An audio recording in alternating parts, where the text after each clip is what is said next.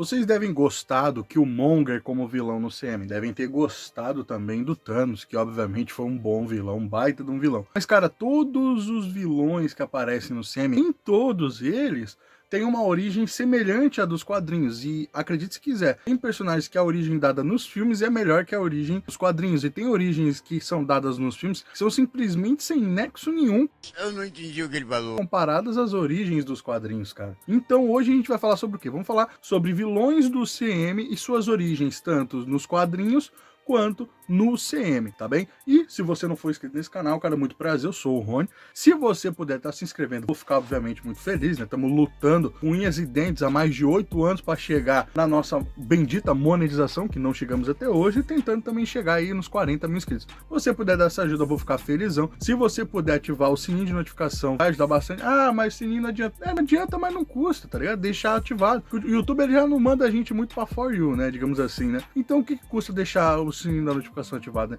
E outra, se gostar dessa lista que eu trouxe de vilões pra vocês, deixa nos comentários se você quer uma parte 2, se você quer uma lista da origem dos heróis do CM, a diferença entre os heróis do CM e os heróis dos quadrinhos, eu trago também pra vocês, tá bom? Então, sem mais delongas, vamos pro vídeo. O primeiro deles que a gente vai falar é o Monge de Ferro, Obadiah Stane. Finalmente se superou, Tony. Deixaria seu pai orgulhoso. Você não deve estar lembrando de quem ele é, né? Bom, o Monge de Ferro foi o primeiro vilão do CM. Sim, senhoras e senhores, foi o vilão de Homem de Ferro, filme lançado lá em 2008, protagonizado pelo grande e eterno Homem de Ferro, Robert Downey Jr. Sim, esse é o vilão do primeiro filme do Homem de Ferro, cara. E ele, eu não vou mentir pra vocês, esse caso do Obadiah Stane é aquele clássico negócio de os dois fazem um inteiro, entende?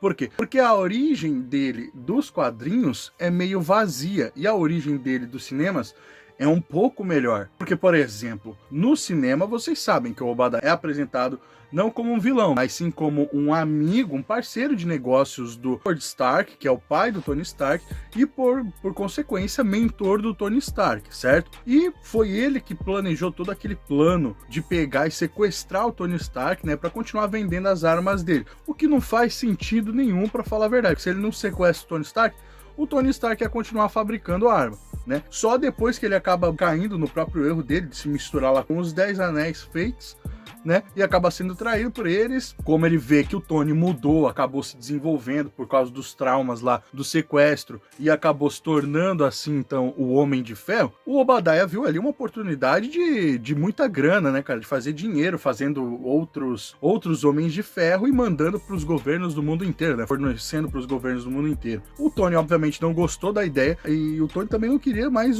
a produção de armas. Ele ficou meio encabulado com esse negócio da produção de armas dele. Por causa disso, o Obadiah obrigou os caras a continuarem fazendo o projeto do reator Ark lá, que é o mesmo reator que tem no peito do Tony. Ele fez os cientistas e engenheiros fazerem o reator lá para ele poder criar o Monge de Ferro, né? A armadura do Monge de Ferro, que no cinema nada mais é que a primeira armadura do Homem de Ferro, que ele meio que dá uma reciclada e uma upada, digamos assim. Nos quadrinhos é um pouco diferente. O Obadiah Stane não é amigo do Tony Stark. Ele aparece pela primeira vez na edição 163 de Homem de Ferro, lá no ano de 1982. E ele não é amigo do Tony. Ele é simplesmente um rival do Tony. Já meio que é um inimigo declarado do Tony, entende? Ele é um rival do Tony. E aí o Tony acaba morrendo, supostamente morrendo. E nesse período em que o Tony está supostamente morto, o Obadiah acaba tomando conta das empresas Stark e acaba ali, né, gerenciando e fazendo tudo do jeito que ele quer, modificando algumas coisas e tal, tudo a seu gosto. E aí, quando o Tony volta, ele desenvolve o Monge de Ferro e usa como uma armadura para cair na porrada com o Homem de Ferro, que é o Tony Stark. Então tem uma diferença. Eu não vou mentir, ficou muito melhor a origem do CM nesse caso do que a origem dos próprios quadrinhos, porque a origem dos quadrinhos não tem tanto peso, na verdade não faz nem muito sentido. Como que o seu rival de tanta gente pra comandar a sua empresa, por que vai deixar logo o rival do cara comandar a empresa do cara, sendo que o cara tinha morrido, tá ligado? Ó, supostamente o Tony estava morto e não sequestrado dos quadrinhos. Então por que você vai botar o cara a comandar o seu barraco lá, entendeu? Sendo que ele era seu rival, não tem respeito pela memória do cara, velho, tá entendendo? Bom, e temos também ele, né, cara, o grande abominável. Não tô falando daquele abominável, não há palavras pra descrever o abominável de Hulk, mas não estou falando dele, estou falando da Era de Ouro, senhoras e senhores. Estou falando de abominável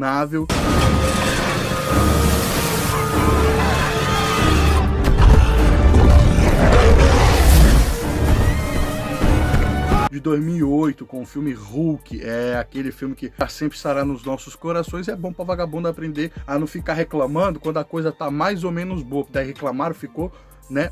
Ficou o que ficou, digamos assim. E a origem do Blonsky tem detalhes muito importantes que são mudados no CM de acordo com o que estava nos quadrinhos. Por exemplo, se a origem do Blonsky fosse à risca, como é nos quadrinhos no cinema, faria total sentido o filme da Viúva Negra. Entende o que eu quero dizer? Porque, por exemplo, no filme da Viúva Negra, a maior parte da galera do filme da Viúva Negra é uma galera soviética, os russos ali e tal. E o Emil Blonsky, adivinha só, nos quadrinhos, cara, o Emil apareceu pela primeira vez em Tales to Astonish, a edição número 90, lançada lá em 1967. E ele, meus amigos, não era um soldado americano, como no filme. Ele era um soldado soviético que foi mandado para caçar o Bruce Banner e capturar ele para tentar descobrir o segredo por trás do soro do super soldado, que deu errado, que no final das contas foi uma espécie de experimento ali, né, com energia gama, que transformou o Banner no Hulk. Eles queriam saber, os soviéticos queriam saber o segredo por trás daquilo. Como ele passou vergonha e não conseguiu capturar o Bruce Banner, ele se sujeitou a um experimento para tentar se tornar um super soldado. E acabou virando aquela coisa monstruosa que é o tanto que deu o nome a ele de Abominável, né? No final das contas, nos quadrinhos é uma coisa, é até bem mais interessante, não? O tradicional oficial americano no filme, se eu não me engano, não deixa nem muito explícito se ele é um oficial, um soldado americano ou um soldado britânico. O que acontece? No filme não há profundidade na história do Emil Blonsky. E você está fazendo um filme do Hulk, onde você apresenta um dos vilões mais importantes do Hulk, que é o Abominável, tá ligado? Ele tá, se eu não me engano, ele tá no top 3 dos vilões mais famosos do Hulk, né? Se não me engano é Abominável, o Hulk vermelho e aí o senhor azul, tá ligado? Que é outro nome até de vilão lá dele. E, tipo, porra, cara, é o Abominável, entende? Dá pra dar um background melhor pra origem dele. Não tô dizendo que não tá bom o que foi feito no filme. A origem dele pro filme ficou até que aceitável. Mas eu acho que colocar ele como um oficial soviético caçando Bruce Banner seria melhor, cara. Por quê? Porque daria uma ponta pro universo russo da Marvel, com todo tipo de gente, sabe? Viúva Negra, Guardião Vermelho, já poderia rolar uma referência à Viúva Negra naquele filme, e sem contar diversos outros personagens russos da Marvel, tá ligado? Que poderiam ser pelo menos mencionados ali, tá ligado?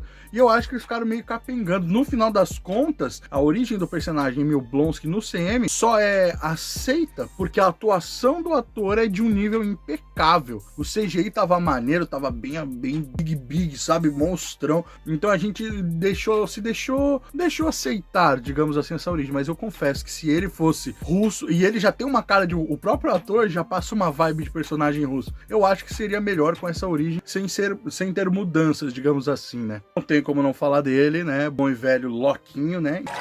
Então, depois de derrotar o Capitão América e o Homem de Ferro, eu conquistei meu prêmio. As 6 Joias do Infinito. Interpretado por Tom Hiddleston, um dos melhores... Vamos lá, né, cara? Chamar ele de vilão chega a ser até uma ofensa pros vilões, porque o Loki não é um vilão. A origem dos dois é bem semelhante. Veja bem, no UCM, o Loki simplesmente é um filho do rei dos Jotnar e acaba sendo criado pelo Odin, né? Após ali a guerra dos Asgardianos contra o povo de Jotunheim, ele acaba sendo criado pelo Odin porque o Odin o encontra abandonado, diferente dos quadrinhos. Ele o encontra abandonado e o leva para casa e o cria como seu filho, entende? É uma origem bonitinha, fofinha, é uma origem bonitinha. Só que assim, o Loki ali, ele é um papel de parede. No filme do Thor, no primeiro filme do Thor, o Loki é um baita de um papel de parede. Porque ele não passa nenhum ar de vilão, entende? Ele só chega, ele faz, né, aquelas atrapalhada, não sei o que, sabe, querendo ferrar o rabo dos outros, querendo acabar com o Thor, mas de um jeito muito light. E o Loki dos quadrinhos, no começo, pelo menos, não era assim, entende? Só lá pro final, pensa, ele é o vilão do Thor, mas ele nem parece vilão do Thor. O Thor tem mais adversidades no filme por conta de outras coisas, outras questões, do que por conta do próprio Loki em si. O Loki, se eu não me engano, eu acho que ele nem... Se eu não me engano, faz tempo que eu assisti esse filme, sabe? Aí eu acho que ele nem chega a enfrentar, cara, o Thor direito, né?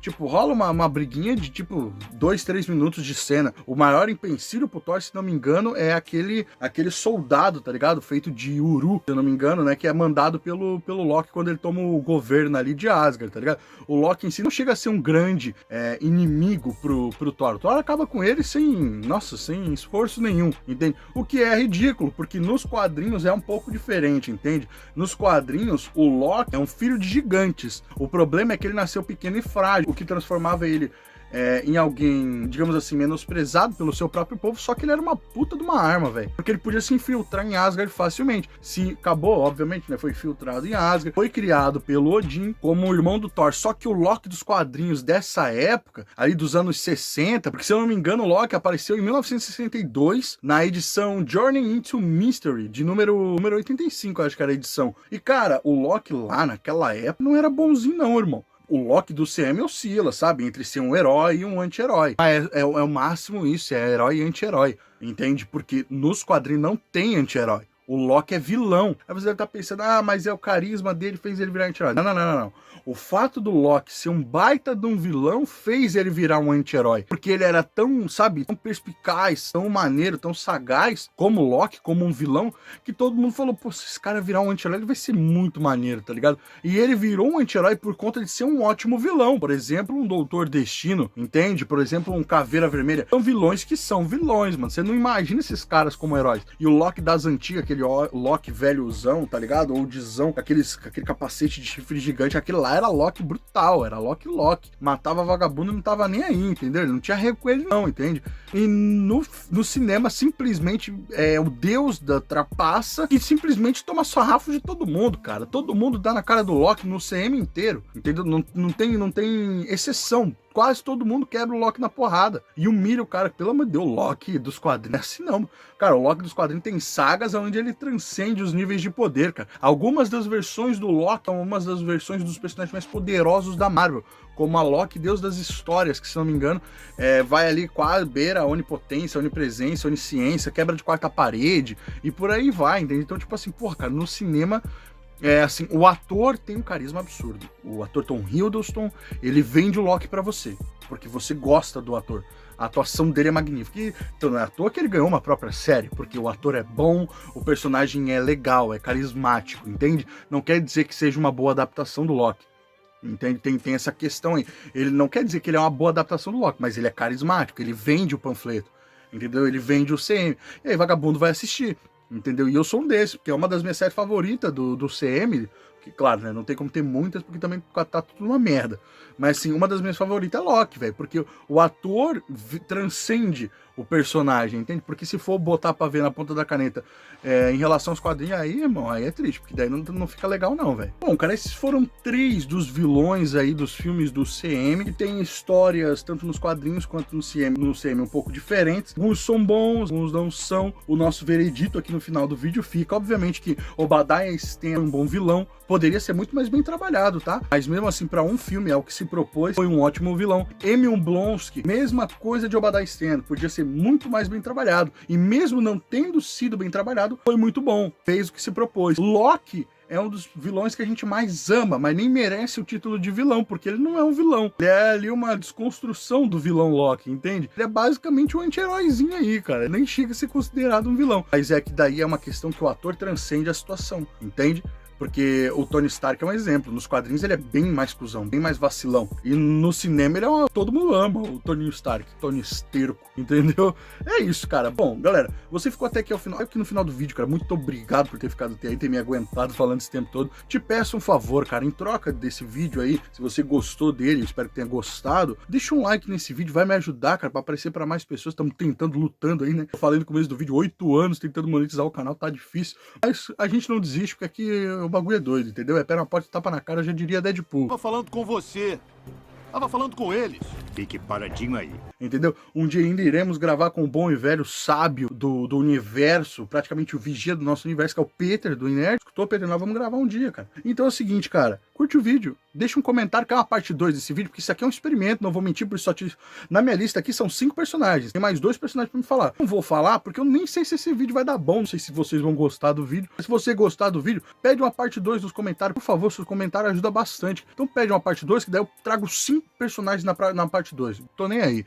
Ah, vou morrer pra editar? Vou morrer pra editar, mas trago 5 personagens na parte 2. Então deixa um like aí, deixa um comentário pedindo a parte 2, que daí, se tiver um comentário pedindo a parte 2, quem estiver vendo esse vídeo e ver que tem um comentário pedindo a parte 2, saiba que vai haver uma parte 2 com 5 personagens, tá bom? E outra, não esquece de se inscrever no canal, vai me ajudar bastante. Se tu já for inscrito, não esquece de ativar o sininho, ou pelo menos dar uma olhada se tá ativado, que sabe que o YouTube é ligeiro, ele dá aquela passada na cara do cara, entendeu? Então, dá uma checada aí, e é isso, tá bom? Não esquece de olhar a descrição aqui e me seguir nas minhas redes sociais, tá bom? Valeu, galera, tamo junto!